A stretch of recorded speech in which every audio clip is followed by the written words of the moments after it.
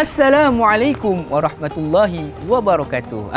Alhamdulillah sekali lagi anda bersama dengan saya Da'i Luqman dalam rancangan Mu Tunggu Aku Tanya yang dibawakan eksklusif oleh Ekonsif Bandingkan Harga Kami. Alhamdulillah, terima kasih pertama-tamanya kepada sidang penonton sekalian yang tak jemu-jemu untuk menyaksikan setiap episod rancangan Mu Tunggu Aku Tanya ini, dan sudah semestinya sudah banyak input-input dan juga ilmu baharu yang kita dapat ataupun yang lama yang menjadikan sebagai peringatan buat kita, dan mudah-mudahan inilah yang akan menjadi bekalan untuk kita bertemu dengan Allah Subhanahu Wa Taala di hari akhirat kelak, insya-Allah. Jadi untuk episod kali ini kita nak membincangkan satu topik berkaitan dengan hati-hati bila berbicara.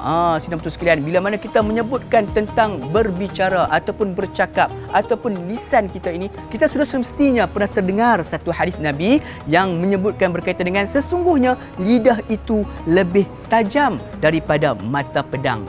Sidang penonton sekalian, sebab apa? Daripada lidah ini mampu menimbulkan fitnah dan akhirnya menyebabkan kezaliman berlaku ataupun penindasan berlaku kepada diri orang lain. Jadi sudah semestinya kita perlu berhati-hati bila mana kita berbicara ni. Sebab apa? Ianya mampu memberikan impak bukan hanya untuk diri orang lain, bahkan untuk diri kita sendiri. Okey, sidang penonton sekalian, sudah semestinya banyak persoalan ataupun soalan-soalan yang diajukan oleh sahabat-sahabat penonton kita selama ini berkaitan dengan topik kita hati-hati bila berbicara. Jom sama-sama kita saksikan soalan yang pertama untuk episod kali ini. Soalannya berbunyi, macam mana kita nak tahan diri daripada buat cerita atau bercakap buruk tentang orang lain? Satu soalan yang menarik daripada sahabat penanya kita berkaitan dengan adab ataupun cara untuk kita nak tahan diri kita ni daripada berkata-kata yang tak baik kepada orang lain. Kadang-kadang kita ni biasalah ada sifat manusia ni, kadang-kadang ni suka bercakap, main hentam je cakap kan. Kadang-kadang sampai tak fikir pun tentang hati dan juga perasaan orang lain. Dan sebabkan itulah kita ni bila mana nak berbicara, pertama sekali yang paling penting adalah kita berfikir sebelum bercakap. Berfikir dahulu apakah impak ataupun kesan daripada percakapan ataupun perbicaraan kita tersebut sebelum mana kita nak berkata-kata. Okey, jadi bila mana kita tahu bahawa perkataan kita itu mampu untuk mengguris hati seseorang, maka lebih baik untuk kita tinggalkan.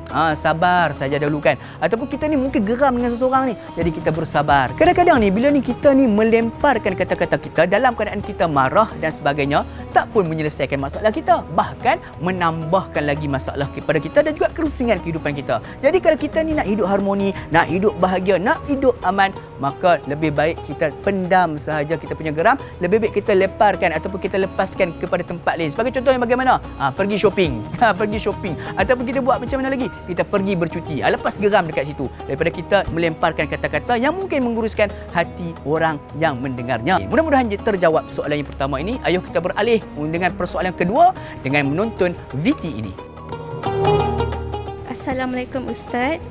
Adakah dikira riak jika berlebihan dalam percakapan walaupun ia diperlukan dalam sesuatu pekerjaan? Okey, soalan berkaitan dengan adakah percakapan yang terlalu berlebihan ini mampu menjadi suatu riak. Terutamanya bagi orang ini mungkin dia nak minta kerja dan sebagainya.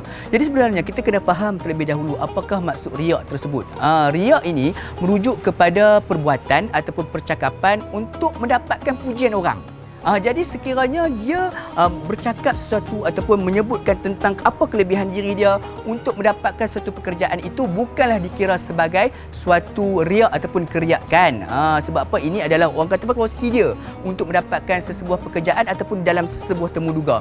Jadi apakah yang dimaksudkan dengan riak ni? Riak ni bagaimana? Dia melakukan suatu ibadah, sebagai contohnya, saya ni bersedekah tadi 10,000 dekat masjid. Untuk apa? Untuk mendapatkan pujian. Oi, dia ni pemurahnya. Itu baru dinamakan sebagai riak. Ataupun dia melakukan solat malam. Sebenarnya baru sekali dia bangun solat tahajud pada malam tu, tapi dah pergi bertemu dengan kawan-kawan sebagainya, kata, semalam aku ni sebenarnya sepanjang hidup aku ni tak pernah langsung lah tinggal solat tahajud ni, memang bangun qiyamul lail ni tiap-tiap malam. Itu barulah dinamakan sebagai riak. Tapi kalau dalam prosedur untuk mendapatkan pekerjaan, ianya ada sebagai satu orang kata kepentingan juga. Sebab apa? Kita nak menunjukkan bahawa kita ni memang boleh melakukan suatu pekerjaan. Sebab untuk mendapatkan pekerjaan dan juga bagi majikan sudah semestinya semestinya dia nak melihat seorang pekerja yang boleh melaksanakan pekerjaan.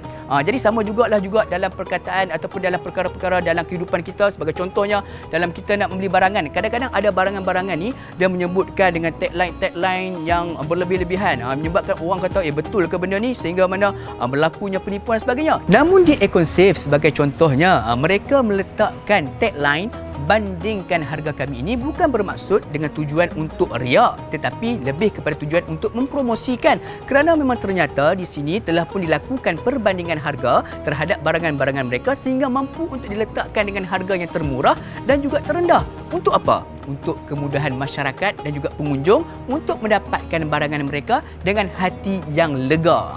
Jadi bila mana datang ke sini, pengunjung pun tak perlulah rasa ragu-ragu adakah di sini murah ataupun di sini mahal. Memang ternyata di sini murah dan sudah semestinya mampu untuk membeli dengan perasaan yang senang. Okey, jadi saudara betul sekalian, mudah-mudahan terjawablah soalan yang kedua untuk episod kali ini. Ayo sama-sama kita teruskan dengan soalan ketiga untuk episod kali ini.